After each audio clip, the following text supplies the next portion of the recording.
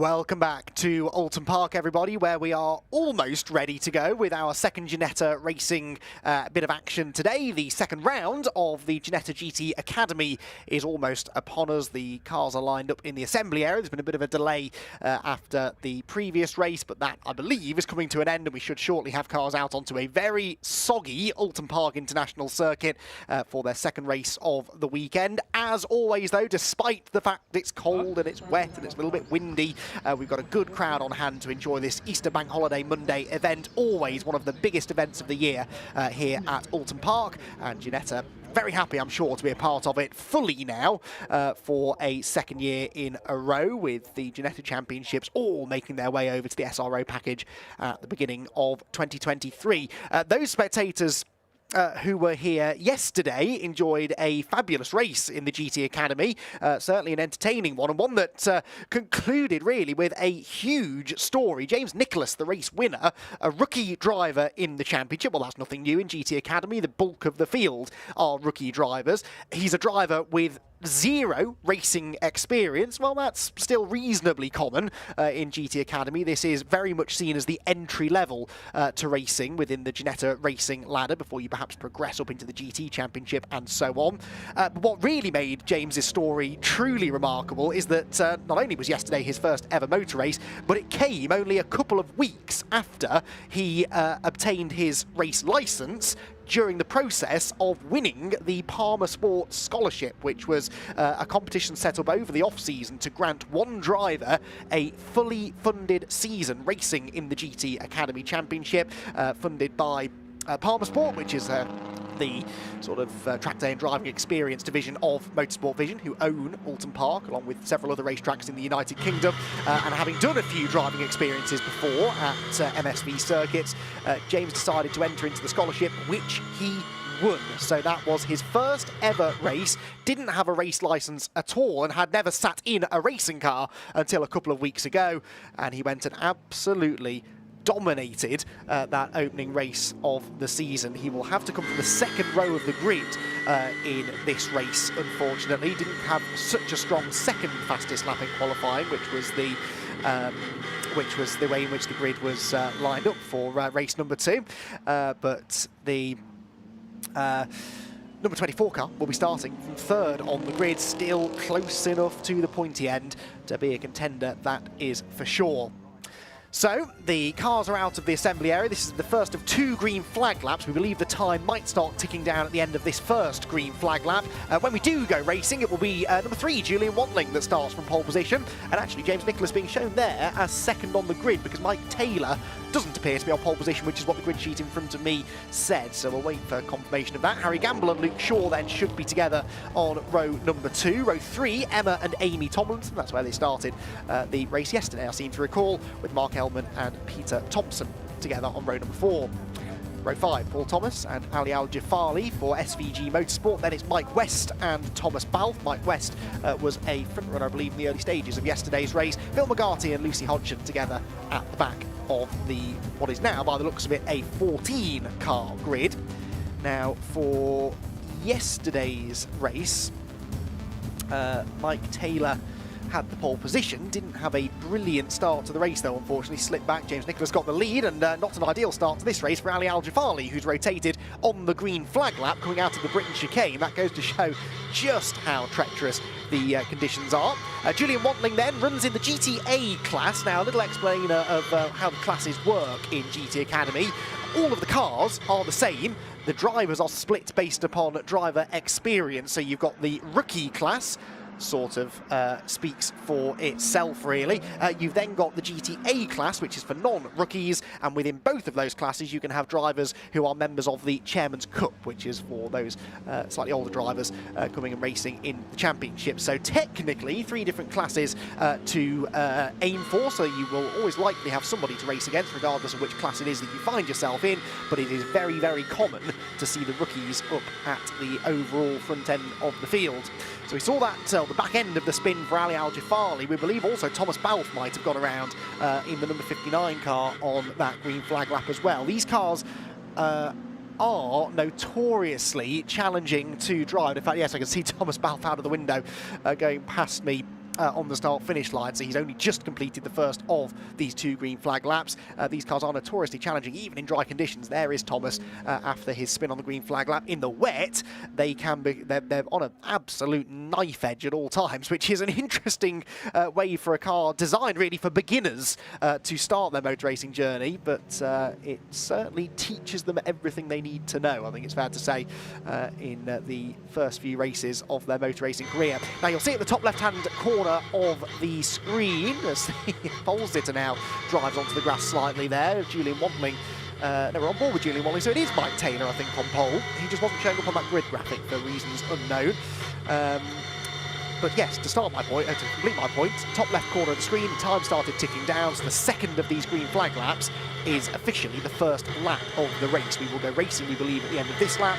Normally it would be a 2x2 rolling start. We'll wait and see whether they decide to line them up 2x2 or stick with a single file sort of safety car restart way of doing it. But there you can see, it is the number 33 of Mike Taylor, starting from pole position then, and Mike Taylor, who in yesterday's race finished only 13th after a spin, I seem to recall, in the early stages, started from pole position, so we know he's got good speed, but just needs to temper that right foot slightly, particularly in the very slippery conditions that we're faced with today. And we'll see whether or not he's able to learn from the mistakes made yesterday. James Nicholas really did most of his work in the very early stages, got the jump round the outside of Mike, got the lead at turn 1, and then sort of scarpered off into the distance, really. His eventual winning margin was not as sizable as it looked like being. He was a good couple of seconds ahead at one point, but Harry Gamble, when he broke through into second position, was in the latter stages able to close in on James, and ultimately just ran out of time to find a way through. But Harry, starting this one from 4th on the grid, was in the latter half of yesterday's race the fastest man on the track. So keep an eye to Harry, the all-white number 23 car. James Nicholas, yesterday's winner, is the Union Flag liveried car, starting to his inside. Lights out on the safety car then, and with probably just over 16.5 minutes it will be left on the clock, we are going to get a 2x2 rolling start for the second round of the Ginetta GT Academy. And Mike Taylor and Julian Wantling are the front row starters. Julian on the outside line in the blue and white machine. What can he do today? Julian finished yesterday's race 4th, but starts a row further up than he did in race number 1 today. And that could be a big, big benefit with the spray that is likely to be a factor in this second round of the championship, which is now about to get underway. The safety car pulls into the pit lane, the green flag is waved, and eventually they get the message and they accelerate away towards Old Hall Corner. On the inside line, Mike Taylor, on the outside, Julian Wantling, and Mike Taylor this time will convert pole position into the race lead. James Nicholas comes up the inside of Wantling for second place. There's a little bit of contact, just about manages to gather it together. We've seen time and again today that the inside line at Old Hall is not the grippier side of the road, and James Nicholas learning his wet weather racing now in the early stages. There's a car off further back. It's one of the Tomlinsons heading for the gravel trap. That is Amy Tomlinson. Just manages to stop the car on the access road there, which is good news because it means that as long as she hasn't stalled the car, she should be able to get going again. The rest of the field, though, arrives down at Island Bend. We can't really see them arriving at Island Bend because that spray is definitely getting worse as the morning progresses. Challenge round the outside, though, and that is the number 23 machine. That's Harry Gamble, and he's trying to do what he couldn't do yesterday and find a way past James Nicholas, who elbows him off the road, and Harry Gamble goes grass tracking at the Shell hairpin, has to dig his way out of the mud and back onto the track. But James Nicholas, I don't know whether that was intentional. I think he probably just again found he didn't have any grip on the inside line, drifted out into Harry Gamble, and Harry still hasn't found a way past James Nicholas, despite a few decent attempts over yesterday's race and the first lap of this one. A healthy lead, though, for Taylor. Wantling second position. Third place is the number 21, isn't it, from 6th on the grid, Luke Short. And he has got then the number 77 of Gareth Thomas behind him. Almost straight on goes Emma Tomlinson, the surviving Tomlinson. After Amy went off at Cascades. I think Amy has registered a first sector time. Well, we'll wait and see if she gets to the end of the second sector, actually, to figure out whether she carried on. Oh, that's Nicholas! That's James Nicholas with a spin. Was that on the exit of Knickerbrook Corner? I think it might have been. Yeah, so I think it's on the exit of the final bit of the Britons complex, which I think they do still call Knickerbrook, don't they? The final right-hander at the bottom of Clay Hill. So I think that's where James Nicholas has found himself going around. it is in the traction zones that these things tend to break loose, and James unfortunately has fallen victim to that. But again, no obvious damage on the car, so he should be able to continue on his way. Wide at Lodge goes the number 63 machine of Ali Al-Jafali, who's already had a spin on the green flag lap, manages to keep just on the black stuff at the end of lap number 1, which is led by Mike Taylor by 4.4 seconds nearly. Mike Taylor well at home in these conditions. Thought I'd spoken too soon. Carries good speed through Cascades, maybe a bit too much speed, but stays within the white lines, and he is romping clear at the head of the field. It is Julian Wantling second. They are both class leaders, by the way, because Taylor leads the rookies, Wantling leads the non-rookies in the GTA class. But you do score points based on your overall finishing position in this championship, as well as your class. So Wantling will be motivated here to try and go after Taylor, but right now does not seem to have an answer for him, and actually is going to be more worried, I think, about the imminent arrival of Luke Shaw in his rearview mirror, because Luke is definitely getting closer. There's a big dive up the inside from Harry Gamble, the recovering Harry Gamble. Learned his lesson, I suppose, from a lap ago. Went to the inside that time at Shell. You might have less grip down there, but you're less likely to get elbowed off the road. And Harry Gamble, again, is going to be on a bit of a comeback drive now. He's got every chance of breaking back into the top 5 or so before the end of the race, I think, but he's going to have a real fight to do so. Down at Hislops then comes the second place battle, the right-left at Hislops, then over the crest into Nickelbrook Corner itself, which is still a challenge, even if it's not quite the challenge that it was several decades ago, but in the wet can be very, very slippery. That slightly off-cambered right-hander, someone's gone straight on. That is the number 63 machine again of Ali Al-Jafali, having an eventful opening few minutes of this race. Was 11th at the start of the lap, likely won't be by the end of it. Second place battle though negotiates Druids, and Julian Wantling, the only advantage he's got really here over Luke Shaw is that he's got clear track ahead of him. Luke Shaw, you can see ducking out of line there almost just to find some more visibility. There was a car off in the background at Druids. Someone from the back end of the top half doesn't.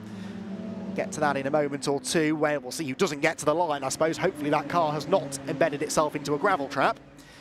Across the line go the second and third place drivers. They dropped that time around about 2.3 seconds to the race leader, so 6.7 is now the advantage for Mike Taylor, and who is not coming through? Amy Tomlinson, perhaps, who'd already had a little drama earlier on in the lap, and I think Emma's now thrown it off the road completely at Druids. Ali Al-Jafali now at the inside at Old Hall Corner, gets past the number 42, which was West, who is Mike West, who's not seeing a lot out of his right-hand side wing mirror because it's facing completely the wrong way after a little bit of an altercation with someone or something in the early stages. On board then with our third place man, Luke Shaw. We will now get a really good idea of how little he can see. At low speed, it's not too bad, but as soon as they accelerate, particularly over Hilltop in a few moments, the speed builds, the spray intensifies, and visibility goes down almost to nothing. And you've got to try and spot a braking zone into the Britain chicane, staying well off the steepest part of the curb anyway on the way into the chicane. Shaw took a slightly neater line through Britain's, carries maybe an extra tiny bit of momentum over Hilltop, but not really close enough to think about a move down into Hislops, where they both eventually merge back over onto the racing line. That is Thomas behind them in the 77, then Marc Elman, and then Harry Gamble. So Harry Gamble is in 6th position, and on the tail now of the battle for 4th. If he can clear these two quickly, I think he might have the pace to at least get onto the podium. He actually has set the fastest lap of the race, Harry Gamble, a 2:06.666, all the sixes, and about 2/10 quicker than the race leader. The trouble is he's 13.2 seconds behind the race leader, with lots of traffic to hurdle across before he can even get there. So it will likely be a podium at best, but we'll wait and see if Harry can get there. This is a proper view of how little visibility you have in the spray on the run down under the trees towards Lodge. It's often the wettest part of the circuit, that, because the trees don't allow the track to dry, and maybe that's led to a mistake from Wantling. Outbraked himself through Lodge, ran out wide over the curb, and I think that Shaw has already cleared him by the time they get to the timing line. Yes, he has. So the inside line and now second place belong to Luke Shaw. Now I'll be fascinated to see what sort of pace he's got in clean air, because in the last sector of that lap, he was 7/10 quicker than the race leader. Oh, spin for the number 63, guess who? Ali Al-Jafali. Third or fourth time now we've mentioned things going wrong for him, I think, in this race, and he bounces his way back onto the track, and I'm sure we'll have a few more adventures later on in the race. Harry Gamble with the new fastest lap, a 2:03.4 for Gamble. That was 4 seconds quicker than the race leader, Harry Gamble. So, now granted, it wasn't a very good lap actually for Mike Taylor, the race leader. He did a 2:07.4, 2 seconds slower than Luke Shaw in second position. So I don't know whether Taylor had a moment. He's picked the pace back up again now in the first sector, but still 3 or 4 tenths slower than the second placed man. There goes Gamble up the inside now of Thomas, which means this might be for 4th position. So Harry Gamble is a man on a mission. Could he win the race still? We've still got 8 minutes and 40 seconds to go, and he's carving through the traffic a little more rapidly than I anticipated. And like I said, the lap times you can't really argue with, can you? He is by a country mile the fastest driver on the track. Elite Motorsport will be willing him on from the pit lane as they hope, maybe, to see him up there challenging for the race win after all. On board with Marc Elman. 6th position will now belong to Mark after Gamble's got past both he and Gareth Thomas. Elman now needs to try and do the same thing to Thomas if he can. Already, look, Harry Gamble's getting away. Of course, he's losing a bit of time in the traffic, so his first sector wasn't anything special, but it was still 7 tenths quicker than the race leader. Takes another 8 tenths out of the leader in sector 2. If he gets past Julian Wantling and Luke Shaw quickly enough, Harry Gamble could yet win this race. Let's monitor the lap times then. Race leader Mike Taylor about to cross the line, which he does now with a 2:05.39. 2:05.4, let's call that. Personal best lap for him. Shaw a 2:04.6. Gamble a 2:03.4. So even with 2 overtakes on that lap, he was 2 full seconds quicker than the race leader. He is 7.2 seconds back with 7.5 minutes to go. How quickly can Harry get past Julian Wantling and Luke Shaw? He's already nearly within striking range of the 3rd placed man and the leading GTA class driver. And look at the extra speed. He carries off Cascade. He's going to clear him before Island Bend, I think. Pulls to the inside line, draws level, has the preferred line into the quick left-hander, and I think he's going to commit more to the corner as well, carries more speed in, and does clear Julian Wantling. That is now 3rd place for Harry Gamble, who, of course, doesn't have to deal with James Nicholas now, because James Nicholas had that spin at Knickerbrook. I was sort of looking forward to Harry catching back up to James, maybe dishing out a little bit of what he was served up at the opening lap of the race. Off goes Gareth Thomas, that is, at Cascades. Now, that car might not be going anywhere. It is very, very boggy when you get out onto the grass anywhere, really, around the circuit at the moment. And so close to the edge of the road, I can't see them leaving that car there. There is a gap between the last car coming through and then the leader coming through that might be large enough for the marshals to nip out and push him. We'll wait and see. If they can get out there, they will, because that means the race doesn't have to be neutralised, and it means that Harry Gamble can continue his charge. He's already almost onto the tail now of second place man Luke Shaw. Purple 1st sector, purple 2nd sector. He has already on this lap taken something like 2 seconds out of the race leader, and that was with an overtake, and now sitting in the spray of the 2nd place man, but we are getting the safety car. The safety car is being scrambled. This must be because of Gareth Thomas's car on the exit of the road at Cascades. Now, good news, bad news really. Good news for Harry Gamble. He was 7.2 seconds behind the race leader at the start of the lap. Yes, he was catching, but now, of course, that gap will disappear entirely. The bad news is this will likely take a lap minimum, maybe 2 behind the safety car, and that means we might not have much time left for him to then do the business of overtaking Luke Shaw and Mike Taylor to claim the victory. There is Thomas's car. It's still at the side of the road, and unfortunately the marshal's not able to get out there under just yellow flags, and are going to push the car back out onto the circuit. But looking at the time remaining, if we'd have anything more than 1 lap behind the safety car, I do think we probably have had our last lap of racing, which would be a real shame because that was building up nicely to a grandstand finish. So Gareth Thomas, who had been going well, unfortunately off the road and now potentially out of the race. This, meanwhile, was Julian Wantling, and that is not the preferred line through the Hislop chicane. Locks up, goes straight on, and has to negotiate the plastic barriers.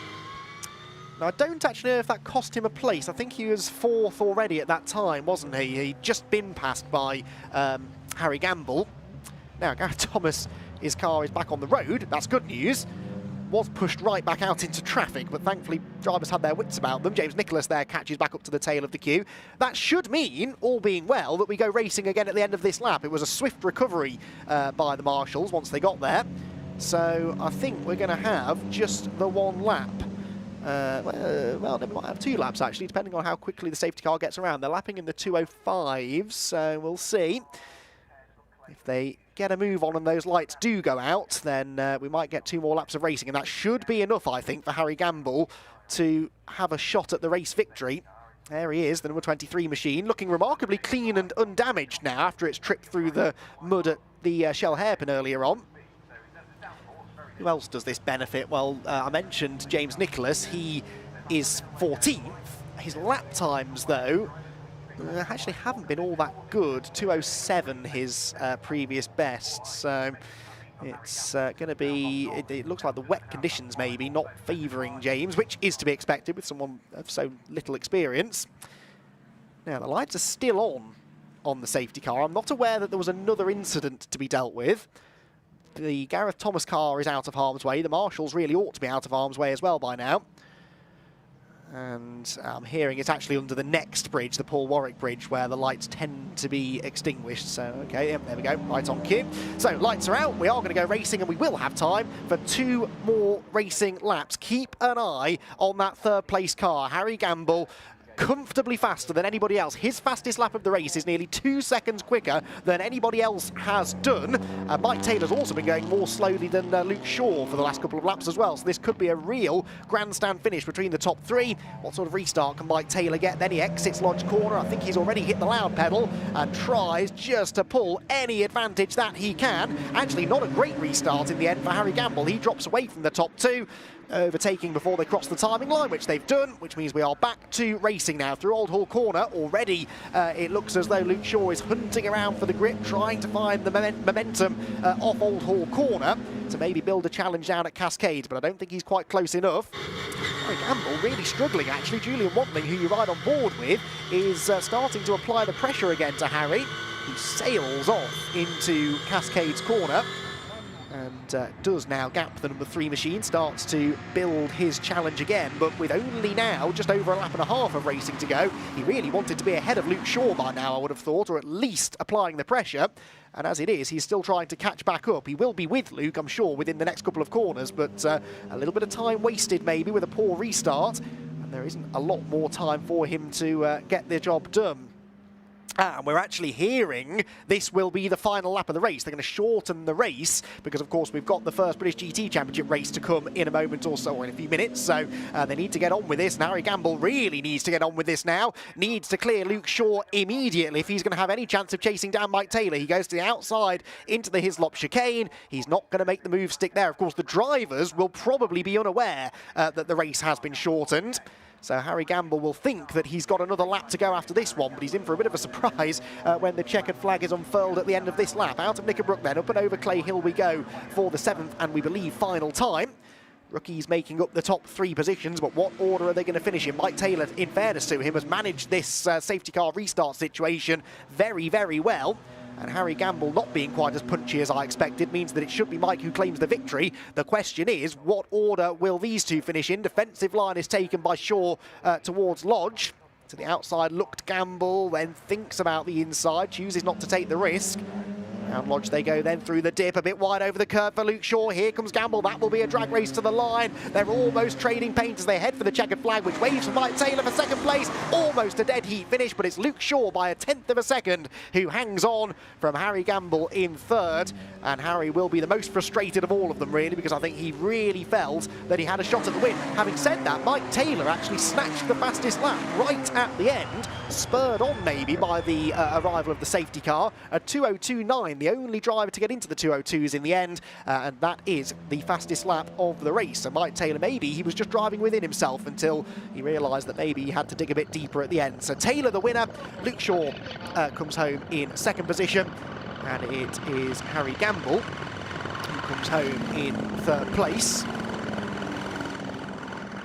with Julian Wantling 4th, the winning Chairman's Cup driver, and the winning GTA class driver, the non-rookies. So Julian will be satisfied with that, but ultimately not quite able to challenge for an overall podium. So Mike Taylor the winner by a second and a half in the end over Luke Shaw, who didn't have quite the same margin over Harry Gamble, who came home in third. Julian Wantling, the Chairman Cup and GTA class winner, was fourth, ahead of Marc Elman. Peter Thompson was sixth, ahead of Paul Thomas, Thomas Balfe, Mike West and Phil McGarty to complete the top 10. James Nicholas disappointed after that spin, I'm sure, but he will have learnt a lot in his first wet race. He finished 11th, yesterday's winner, Ali Al-Jafali, after I lost count in the end of how many spins, was 12th. Emma Tomlinson and Amy Tomlinson were 13th and 14th. Lucy Hodgson 15th, and Gareth Thomas unfortunately a lap down, but was still running after some outside assistance from the marshals at Cascades. So the second race of the season for the Ginetta GT Academy got underway in very wet conditions at Oulton Park. It was the pole sitter Mike Taylor, though, who led from start to finish. Yesterday's winner James Nicholas was on the attack right from the word go, nuzzling alongside Julian Wantling before eventually his race began to unravel. Marc Elman was making progress. He had a grandstand view of Amy Tomlinson heading to the grass down into Cascades in what were very, very difficult conditions. They were conditions that caught multiple drivers out, including Julian Wantling at Lodge. He ran wide over the exit curb and handed second place to Luke Shaw. Luke, though, in the end wasn't quite able to chase down the race leader.